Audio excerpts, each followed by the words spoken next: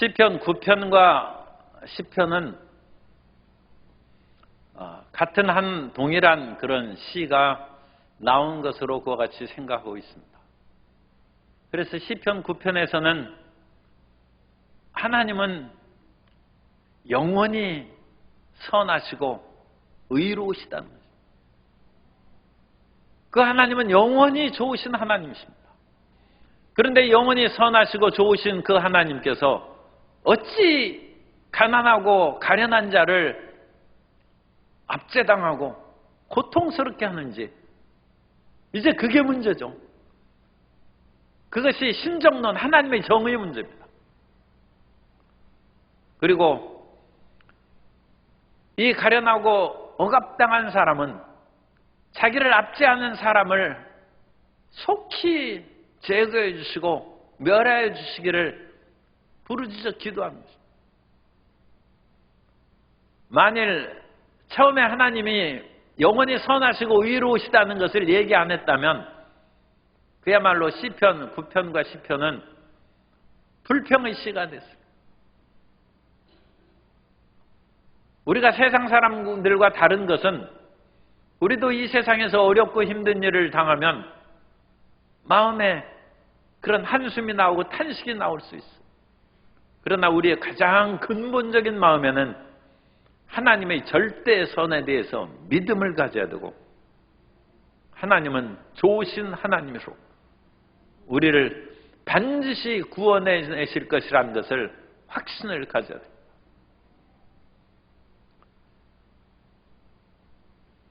신정론에 관한 하나님의 정의로우심에 관한 그런 글 가운데 하나님의 전능에 대한 한계를 얘기하는 것이 있습니다.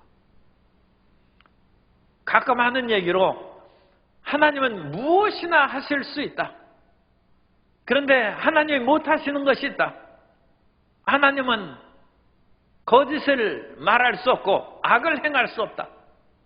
하나님은 전지전능하셔서 무엇이든지 다 할 수 있지만 하나님은 악은 행하실 수 없다. 하나님은 거짓말 하실 수 없다는 것입니다. 그러므로 하나님의 전지전능이라는 것은 이 창조된 우주 안에서 우리가 보는 그런 가능한 일에 대한 한계점을 우리가 인정하는 데 있습니다. 하나님께서는 우주와 만물을 지으셨기 때문에 그 만물 안에서 무엇이나 전지전능하게 다, 그러니까 전지는 모든 것을 아시지만 무엇이나 마음대로 행하시는 것이 아니라 하나님도 안 하시는 일이 있다. 왜냐하면 하나님께서 이 세계의 모든 것을 정해놓으시고 이끌어 가시는데 하나님께서 미리 마귀를 지옥에 던져놓고 불못에 하나님께서 던져놓으시지 않는다는. 요한계시록에 보면 하나님께서 세상의 종말이 다가왔을 때 마귀와 그 귀신들을 이제 붙잡아서 불못에 던져놓으시고 하나님은 사망을 던져놓으셔서 다시는 사망이 없는 새로운 세상이 되는 것이죠. 그러므로 오늘날 우리가 하나님 사망을 이 땅에서 제거해 주십시오 하는 것은 너무 앞서가는 기도인 것입니다. 하나님께서는 그 일을 정말 쉽게 얘기하면 못 하신다고 할 수 있고 하나님께서는 안 하시는 것이죠. 하나님은 자신이 세운 경륜, 그 계획에 따라서 이것을 이끌어 가시기 때문에 그 하나님의 계획에 맞춰서 일을 안 하시는 것입니다. 예수님께서 거라사에 들리셨을 때 거라사에 군대 귀신 들린 사람이 쫓아 달려나왔어요. 그래서 하나님의 아들이시여 우리가 당신과 무슨 상관이 있습니까? 때가 이르기 전에 우리를 멸하러 오셨나이까? 하나님이 천지와 만물을 다스리는데 귀신이 우리하고 무슨 상관이 있습니까? 그런 말을 할 수 없죠. 그러니까 공동번역에서는 그걸 어떻게 번역했냐면 하나님이여 아들이여 어찌 우리를 간섭하시나이까? 아니 하나님, 우리에게 정한 기간 동안 이 땅에서 나쁜 사람들을 그렇게 괴롭히고 귀신 들리게 하도록 우리에게 그동안 그 권세를 주셨지 않습니까? 그런데 어찌 우리를 간섭하러 이렇게 하시나이까? 때가 이르기 전에 우리를 괴롭게 하려고 여기 오셨나이까? 때가 이르기 전에 우리를 쫓아내시면 안 된다는 것이죠. 전능하신 예수님이라도 그 귀신을 그 사람에게서는 쫓아내시되 그 마을에서는 쫓아내지 못하고 돼지떼에 들어가게 하심으로 하나님께서 정한 그 귀신의 그런 활동을 놔두신 것입니다. 정한 기한이 이르기 전에 그 귀신들을 무적행에 보내고 다시 이 세상에서 활동 못하게 주님께서 막지 않으셨다는 것입니다. 주님께서 그 모든 귀신들을 다 붙잡아가지고 가두고 멸하는 그 때가 있는 거예요. 그럼 우리 예수님을 믿고 살아가는 성도님들에게 있어서도 귀신이 여기저기 돌아다니면서 마귀가 두루다니면서 삼킬 자를 찾는 것입니다.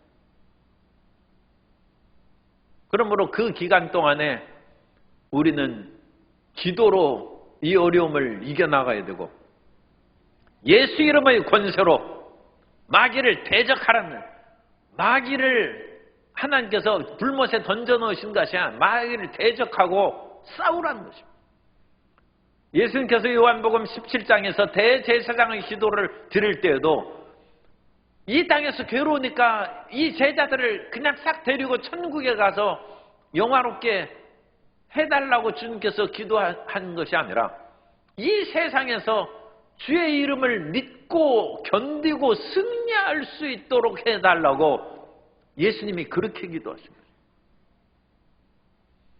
그러므로 우리가 이 세상에서 괴로움을 당할 때도 너무 놀라지 말고 이상하게 생각하지 말고 불시험 당하는 것을 이상하게 여기지 말고 믿음을 지키고 끝까지 인내로서 승리하며 나아가야 될 줄로 믿습니다.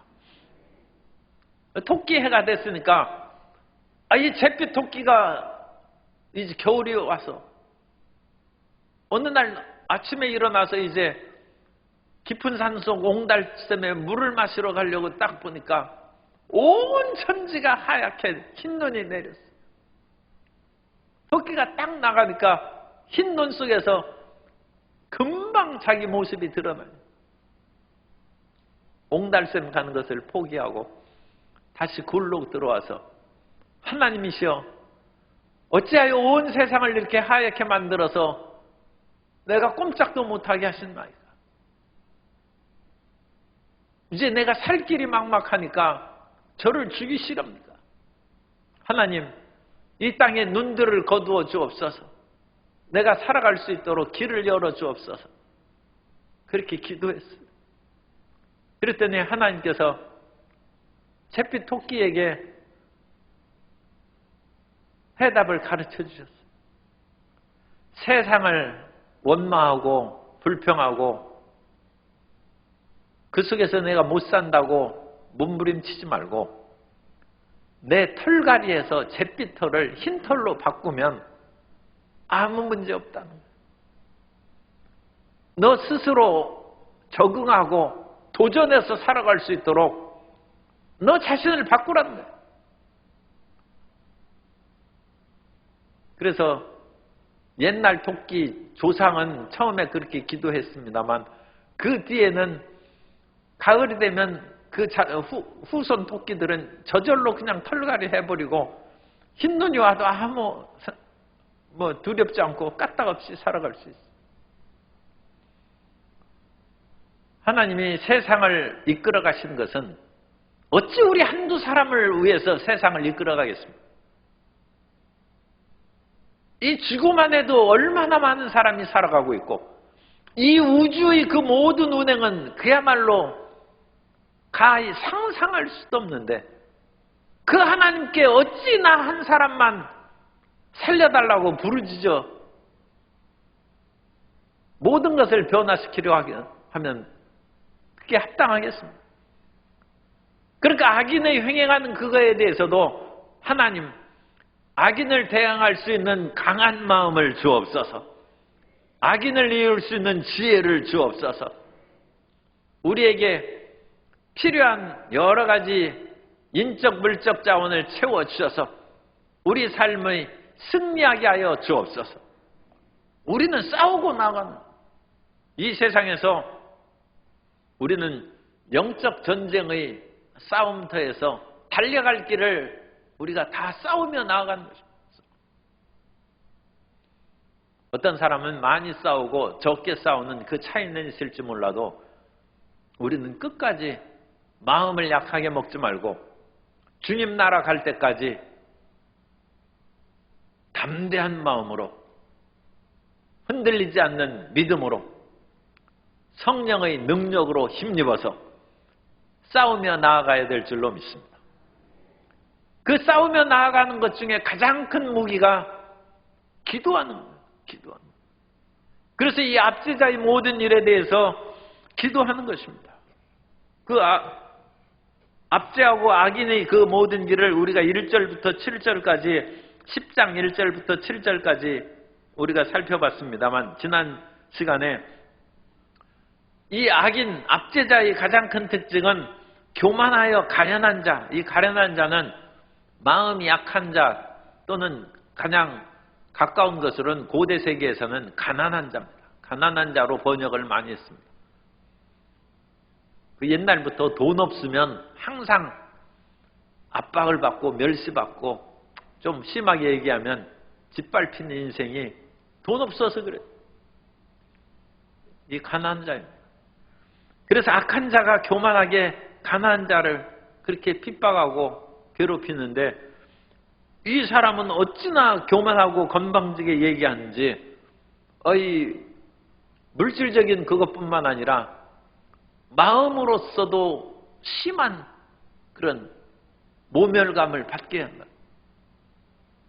그리고 이 악한 사람은 교만한 말을 하고 하나님이 어찌할까 그런 식으로 얘기해서 하늘 높은지 모르고 그와 같이 다니는데 그것은 이 악인에게 이 귀신처럼 거라사 광인에게 들린 귀신처럼 악인의 때를 정해줬기 때문에 그렇습니다. 악인의 그 정한 때까지는 그야말로 승승장구하고 펄펄 날아다니면서 살아가는 거예요. 그걸 보고 놀랄 것이 없어요. 악인의 때가 기울으면 세상이 끝난 것입니다. 길게 얘기하면 로마 제국이 예수님 믿는 사람을 핍박한 것이 300년입니다. 그 오랜 기간 동안 로마 제국은 예수님 믿는 것을 인정하지 않냐고 핍박하며 그와 같이 지냈어요. 하나님께서 아브라함에게 젖과 끓이는 가나안 땅을 주신다고 아브라함을 가나안으로 인도해 내시고 정확한 시간으로는 645년 만에 여호수아가 가나안에 요단강을 건너서 들어온 그 뒤로도 전쟁하면서 아브라함에게 가나안 땅을 주신다는 약속이 그야말로 700년 걸려요. 700년. 그러므로 우리 한 세대에 100년밖에 살지 못한 우리 세대는 어떤 면으로는 한평생 인내해야 될지도 몰라. 박해 시대에는 대를 이어서 인내해야 돼.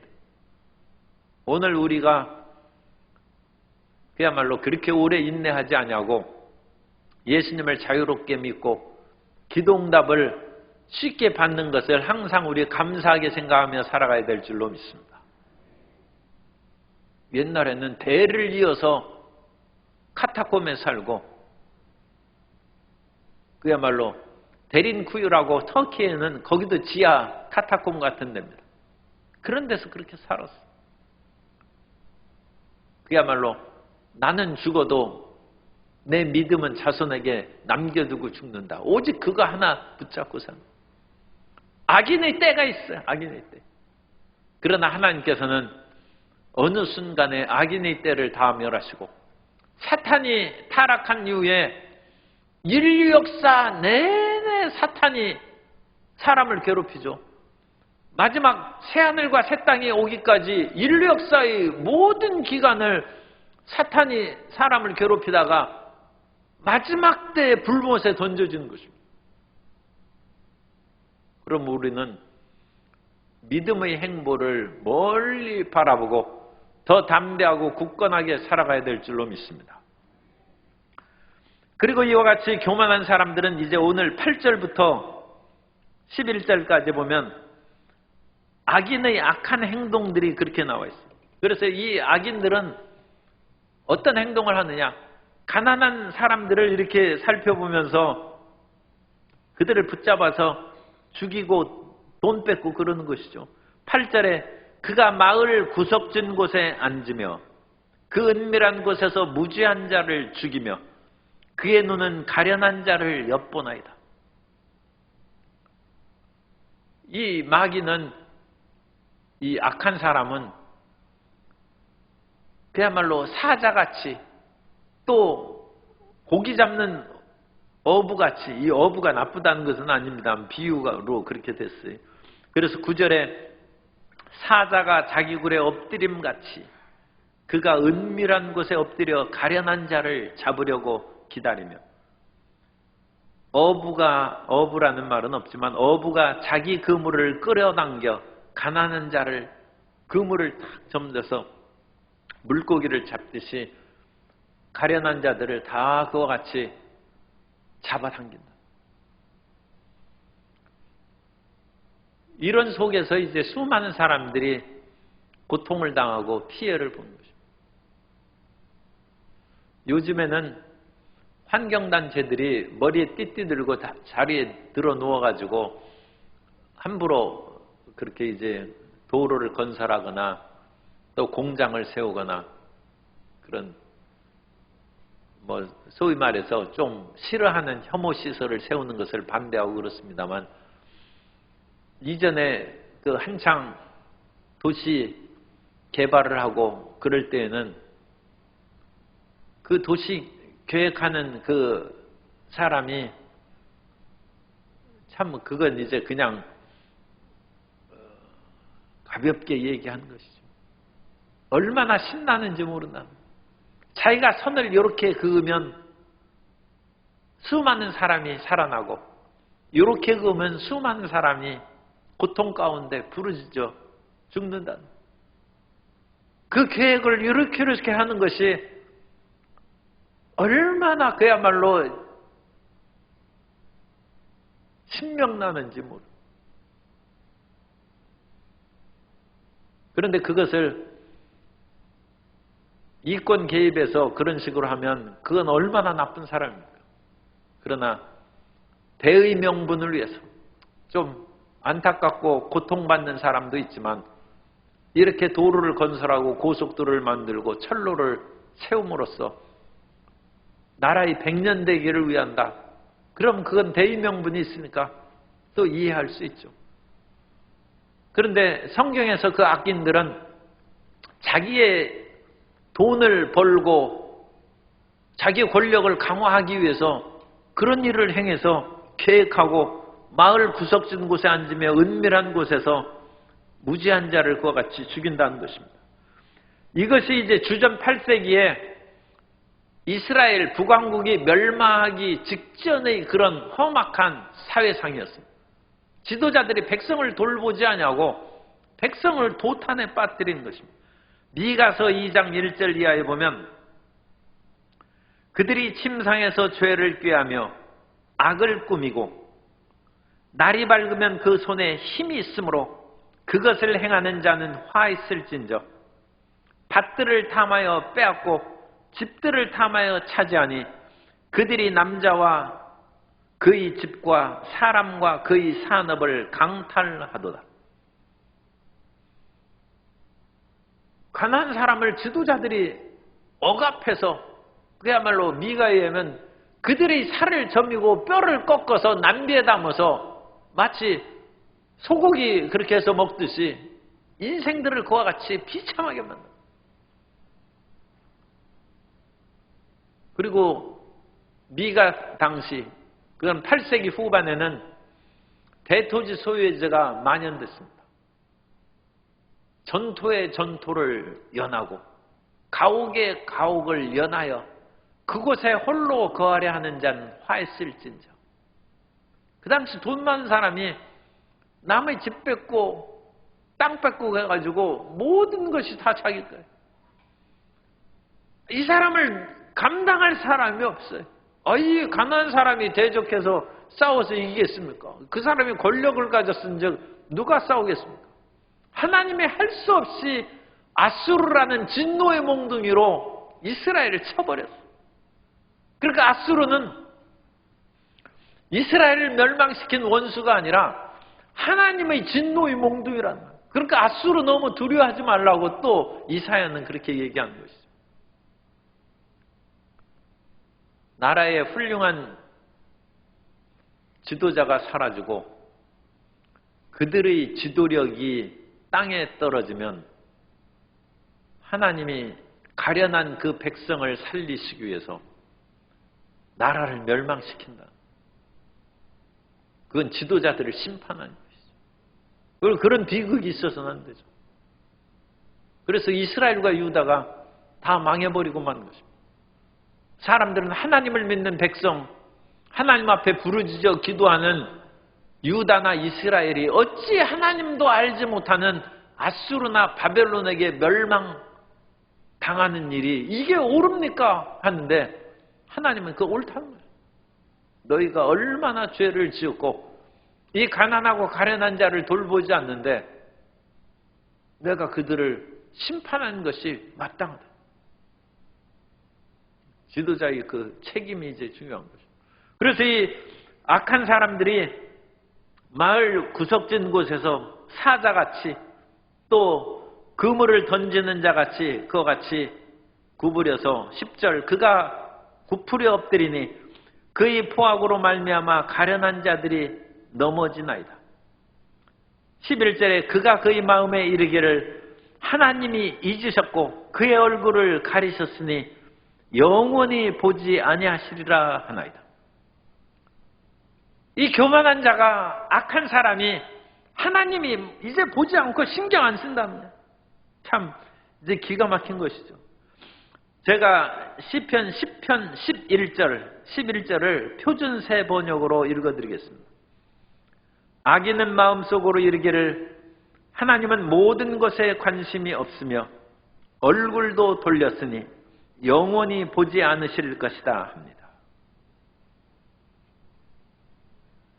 악인들은 하나님이 어디 있느냐? 하나님이 보지 않는다. 그렇게 얘기하고 그런 오만한 말을 하는 사람이 모든 것이 잘 돼. 그리고 돈도 많이 벌어. 그리고 아프지도 않아. 우리 시편 73편, 37편과 73편 두 시편이 악인의 형통에 대해서 쓴 것입니다. 악인들은 그렇게 오만하게 살다가 심판받고 죽으니까 뭐 상관없어요. 그런데 악인의 그와 같이 오만한 것을 보고 짧은 인생을 사는 가난하고 가련하고 또 믿음을 가진 자들이 유혹을 받는다. 이게 이제 큰 문제. 이게. 아니 악인이야 제 나름대로 악하게 살다가 그냥 죽는 거 뭐 그건 어떡하겠어. 자기 죄악으로 죽는. 그런데 그것이 선한 사람들에게 영향을 끼칩니다. 일종의 독연기가 퍼져나가듯이 악인들의 형통한 모습을 보고 악인들이 잘된 것을 보고 믿음을 가진 자가 탄식하고 좌절하고 믿음을 포기할 위험이 있다는 거예요. 이게 문제입니다. 그러니까 이것은 악인에 대한 그 경고가 아니라 우리 믿는 사람들에 대한 경고입니다. 우리 믿는 사람들이 아니 저 사람은 저렇게 나쁜 짓 하고 그러는데 계속 잘 되는데 나는 아침마다 경책을 당하고 고통을 당하여 내 스스로 손을 씻어 나를 무지하게 한 것이 헛되다. 그런 마음을 가지면 되겠어요. 그런데 그런 유혹이 끊임없이 다가온다. 그것이 이제 독연기가 온 세상에 퍼져나간 거예요.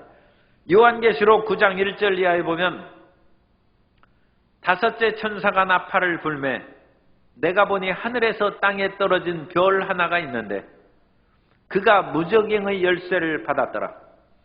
그가 무저갱을 여니 그 구멍에서 큰 화덕의 연기 같은 연기가 올라오매 해와 공기가 그 구멍의 연기로 말미암아 어두워지며 이 무저갱에서 화덕의 연기 같은 검은 연기가 확 나오면서 온 세상을 덮어버리는 거예요. 그래서 해와 공기가 그 구멍의 연기로 말미암아 어두워진다. 악의 파급이에요. 악의. 우리 시대에 악한 사람이 잘 되는 것을 보는 것은 선한 사람의 마음이 상할 뿐만 아니라 자라나는 세대에게는 엄청난 악 영향을 끼치는 것이죠. 온갖 나쁜 짓을 하고 그랬는데 그 집이 잘 되면 선하게 살려고 하는 학생들이 아니 내가 열심히 공부하고 정직하고 진실하게 살아간 것이 무슨 유익이 있습니까? 그 좌절하고 낙심할 수 있죠. 이것이 마귀 전략입니다. 마귀 전략. 마귀는 악한 자가 잘 되는 것처럼 보이게 해서 선한 사람들이 그것을 보고 유혹을 받고 자기의 선을 포기하게 만듭니다. 이제는 이와 같이 착하게 안 산다. 이거 소설에 있는 얘기가 아니고 드라마에 있는 얘기가 아니고 세상이 많이 악해지다 보면 사람들이 그거 유혹을 받는 거예요. 아니 나는 정직하고 진실하게 살았는데 집 한 칸 없는데 온갖 사기와 모든 것을 한 사람은 그 집이 그냥 얼마나 좋고 그런지 한강이 내려다 보이고 온 천지가 무슨 별천지에 온 것처럼 그렇게 써요. 그 사람은 자기 보기에는 덕스러운 것이 없고 본받을 만한 것이 없는 사람인데 그렇게 부자로 살아요. 그러면 내가 이렇게 산 것이 과연 무엇이 이익인가? 이게 독연기에 우리가 지금 질식대가 악의 영향이 선을 없애버립니다. 선을. 그래서 악의 영향이 많이 받아서 선한 사람이 없어지고 그러면 하나님이 그거 놔두시겠어요?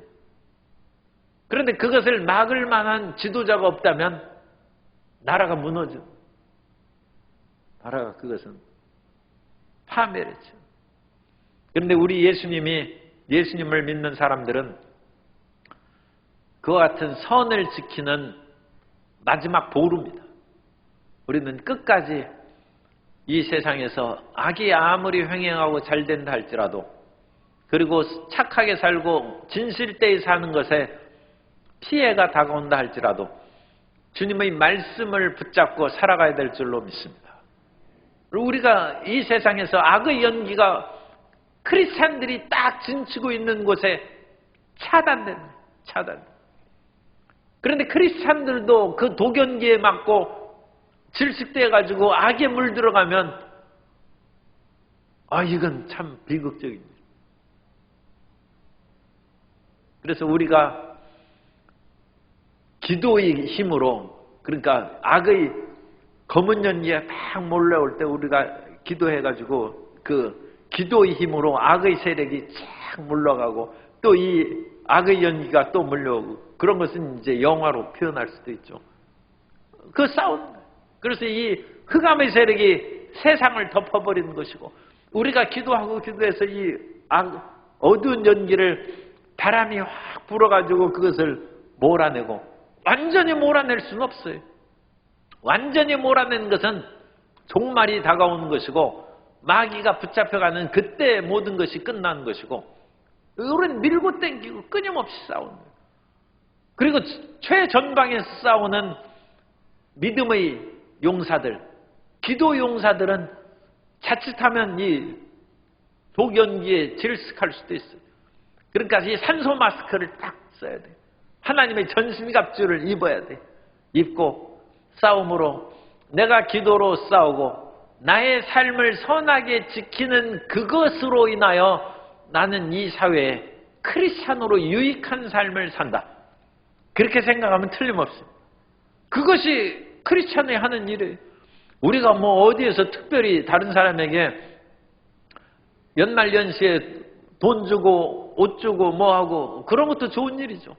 그런데 그것보다 더 중요한 영적인 우리의 책임은 우리의 선을 지키는 거예요. 우리의 착한 마음을 지키고 낙심하지 않고 기도한 것이고, 아니 세상이 이런데 성경 읽어서 뭐해? 시험에 든 사람이 가끔 그런 일이 있죠. 그 사람이 시험에 들고 뭐하고 그러면 성경책을 집어던지고 그런 그 시험에 든 사람이 가끔 있어. 그래서 그걸 지키는, 어떤 일이 있어도 나는 믿음을 지키고 말씀을 부여잡고 예배를 드리고 경건하게 전진해 나간. 그러니까 그 사람 앞에서 도견기가 딱 멈춘, 이 사람이 지키고 그걸 막는 거예요.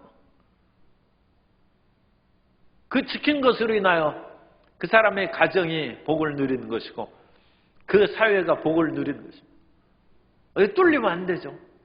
그래서 이 뚝에 물이 새면 그 새는 구멍을 막아야 될 거 아닙니까?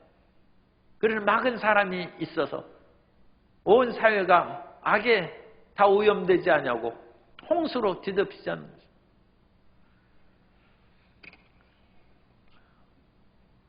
10장에서 이 악의 연기가, 악의 세력이 그야말로 이 11절에 그의 마음에 이르기를 하는 이 오만한 말, 하나님이 잊으셨고 그의 얼굴을 가리셨으니 이제 하나님 상관없다고 하는 그런 것들의 악의 영향을 다른 사람이 받지 않도록 12절부터 18절까지는 기도문입니다. 그러니까 이 기도가 중요해요. 이 시편은 기도하는 거예요. 야훼여 일어나옵소서, 하나님이여 손을 드옵소서, 가난한 자들을 잊지 마옵소서.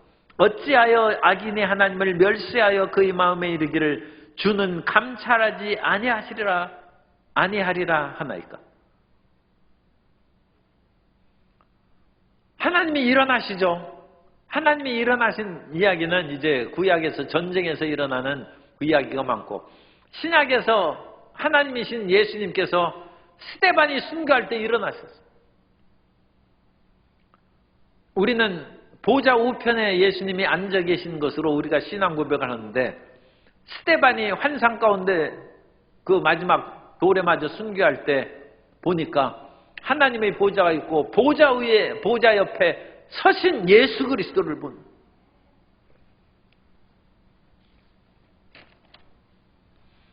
사도행전 7장 55절에 보면 스데반이 성령 충만하여 하늘을 우러러 주목하여 하나님의 영광과 및 예수께서 하나님 우편에 서신 것을 보고 말하되 보라 하늘이 열리고 인자가 하나님 우편에 서신 것을 보노라 한대.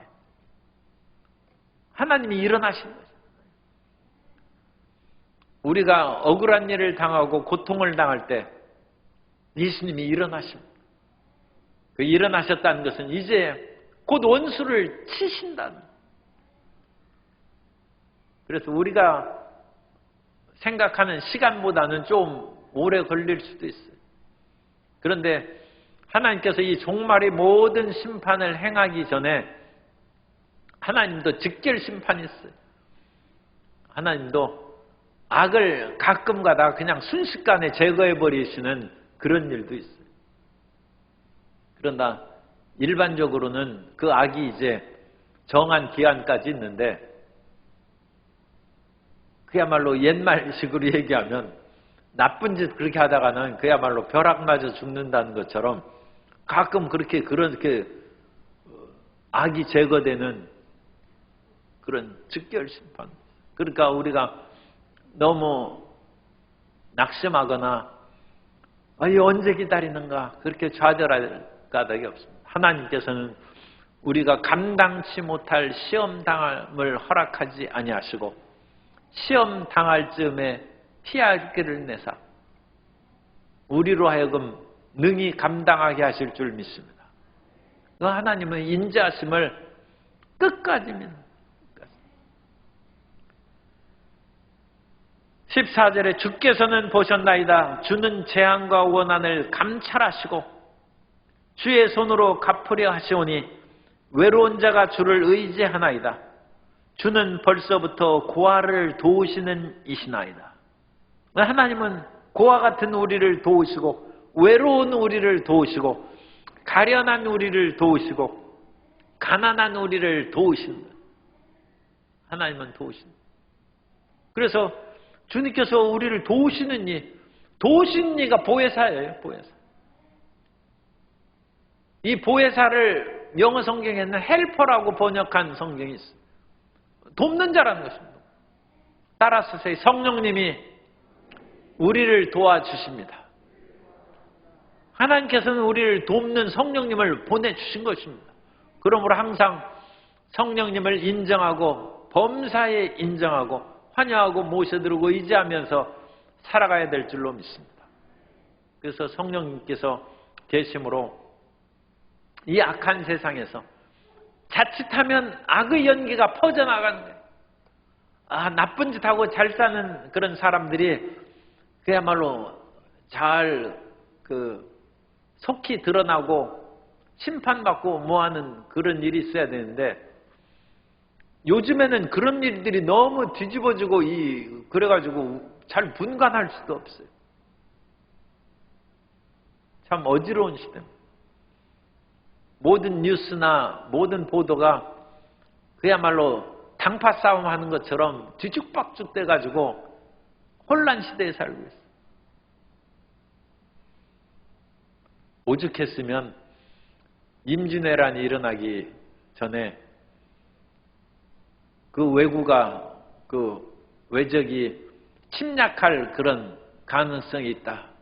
그러면서 일찍이 율곡 이 선생은 10만 대군을 양성해야 된다는 것을 주장했는데 아니 이 평화시대에 무슨 10만 대군을 양성하고 그러면 군비도 많이 들고 이 국방비가 엄청나게 드는 것이죠. 사람들이 또 10만 대군을 하면 공연히 사회 민심이 불안해지지 않겠나. 기각된.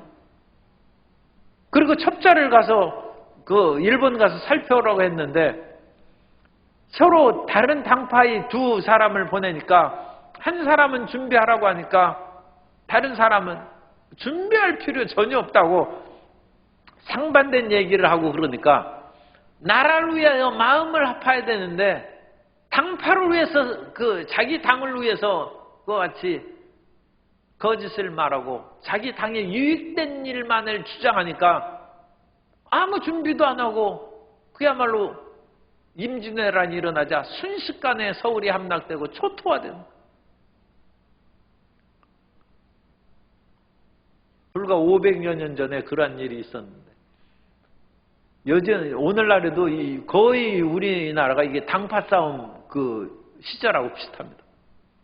서로가 서로를 인정을 안 해. 서로 도울 생각이 없어. 이 무슨 나라를 위한 지도자입니까? 그건 자기 당을 위한 것이고 자기 당을 위한 것인지 당에 대한 사랑과 애착이라도 있는지는 모르겠어요. 사분우열돼 가지고 그냥 자기 주장만을 하는 이런 길을 걸어가는 것을 참 우리가 안타깝게 생각하면서 하나님 이 땅에 이런 일이 있어도 우리 기도하는 사람은 마음을 합해야 됩니다. 기도하는 분들도 이와 같이 당파 싸움에 나눠지고 그러면 안 돼요. 이 기도가 나눠지면 이 어찌 응답되겠습니까? 그래서 우리는 하나님의 공의와 사랑으로 뭉친 마음을 갖고 살아야 될 줄로 믿습니다. 그리고 하나님께서 그야말로 성령님, 내 뜻에 하나님이 도와주시도록 기도하지 말고 성령님의 뜻에 우리가 맞추고 성령님의 뜻에 순종해야 될 줄로 믿습니다. 하나님의 뜻에 우리 자신을 맞추는 거예요. 15절에 보면 악인의 팔을 꺾소서 악한 자의 악을 더 이상 찾아낼 수 없을 때까지 찾으소서. 모든 악을 찾아서 다 멸절을 시키는 것이죠. 멸절을 시키는.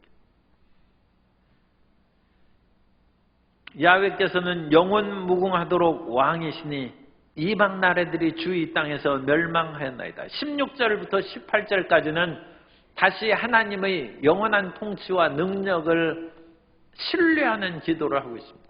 그래서 17절까지 15절까지 그 악인의 그 모든 것들에 대한 멸망을 부르짖어 기도하다가 다시금 하나님께 눈을 돌리는 것입니다. 우리는 항상 이 눈을 자주 돌려야 돼요. 이 세상의 모든 그 잘못된 상황을 이렇게 보면서 기도해야 되지만 이 세상만 바라보다가는 좌절하고 낙심해서 우리가 못 삽니다. 우리는 다시 눈을 들어서 하늘을 바라보고, 그래서 하늘을 바라보고 천하태평으로 또 살아갈 그 마음을 가져야 돼요. 하늘을 바라보고 하나님의 평강과 생명의 역사로 찾아서 하나님이 다스리시고 모든 것을 주장하시니 주님, 나는 평안하고 나의 모든 스트레스를 다 그냥 주님께 맡기고 나는 안심합니다. 기도가 그렇게 이제 마무리됩니다. 그래서 저녁에 밤에 기도할 때 하나님, 오늘 하루 동안에도 온갖 그런 마귀와 흑암의 세력, 또 온갖 못된 사람들로 말미암아 내가 시달리고 괴로웠는데 정말 살기 힘든 세상입니다. 나를 그야말로 이 고난과 시련에서 벗어난 곳으로 속히 옮기시옵소서. 그렇게 기도하다가 하나님의 인자하심과 선하심을 바라보고, 그러나 이 모든 것이 나를 힘들고 괴롭게 할지라도 하나님은 지극히 선하시고 인자하시오니 나는 하나님을 의지하고 평안히 잠을 잡니다. 그러고 잠을 자는, 이 탄식과 좌절에서 급격한 전환이 일어난다. 급격한 전환. 그 급격한 전환이라는 것은 아직 문제가 평안해지지 아니하고 아픈 것이 해결되지 아니하고 온갖 나쁜 사람이 내일도 괴롭힐 가능성이 있지만 그것으로 인하여 그냥 하나님 너무 힘들고 못 살겠습니다 하고 그대로 잠들면 밤새 시달리고 귀신이 뜯어먹고 그러는 거예요. 그러니까 그것을 확 꺾어버리는 거예요. Rapid Change of Mood라고 이제 그 시편의 신학에서는 그렇게 급격한 분위기를 전환시키는, 급격하게 Rapid Change, 급격하게 전환시키는 그 입술의 고백은 그 믿음입니다. 믿음으로 하나님, 난 이것으로 좌절하고 꺾이지 않습니다 하면서 믿음으로, 그러나 하나님은 선하시고 하나님은 항상 내 기도를 들으시는 줄 아나이다 하면서 딱 꺾어버리는 거예요. 그러면 하나님께서 밤에 잘 동안도 지켜주시고 내일을 우리는 기대할 수 있습니다. 내일 우리 삶에는 좋은 것이 다가올 것이고 내일 우리는 치료받을 것이고 내일 이 세상에 검은 언긴 물러가고 더 맑고 밝은 세상이 다가올 것이고 우리에게 희망이 다가오고 우리 예수님 믿는 사람은 이 기도와 믿음을 통하여 주님께 가까이 오는 모든 사람들이 악한 연기에 오염되지 아니하고 살아가는 세상이 이루어질 줄로 믿습니다. 하나님은 영원히 선하시고 하나님은 전능하신 분입니다. 그 하나님을 끝까지 의지함으로써 담대하게 전진하고 우리에게 주신 기도의 무기를 잘 활용하고 부르짖는 우리 모든 성도님 되시기를 예수님 이름으로 축원합니다.